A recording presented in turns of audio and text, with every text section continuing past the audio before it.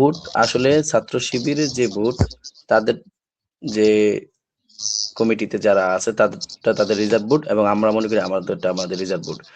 তো তার বাহিরে দেখবেন যে সাধারণ শিক্ষার্থীরা আসলে কোন দিকে বেশি যাচ্ছে যদি বলেন, তো এখানে কিছু বিষয় থাকবে। আমি আগেও বলেছি যে এখানে কিন্তু আমরা সকল শ্রেণী পেশার মানুষের প্রতিনিধি রাখার চেষ্টা করেছি। যে সাংস্কৃতিক সম্পাদক পদে আমরা যাকে রেখেছি তাকরিম, সে কোনো দলের না, তাকে আমরা রাখার চেষ্টা করেছি।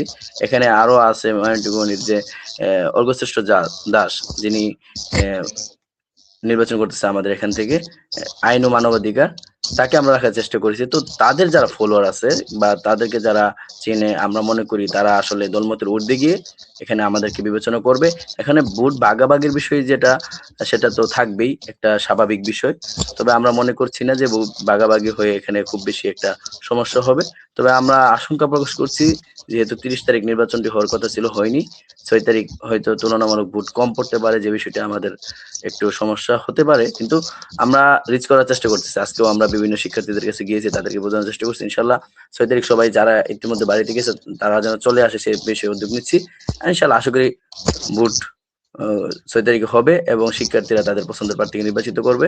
এখানে আমি কাউকে ছোট করব না, কাউকে বড়ও করব না।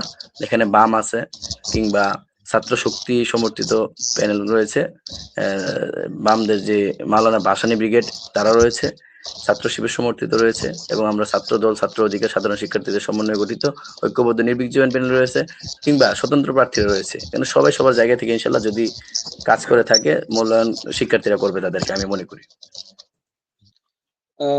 রিয়াসাল রাকিব, আপনি বলছিলেন যে ভোট যেহেতু পিছিয়েছে, নির্বাচনের তারিখ পিছানোর কারণে উপস্থিতি কিছুটা, ভোটার উপস্থিতি কম হতে পারে।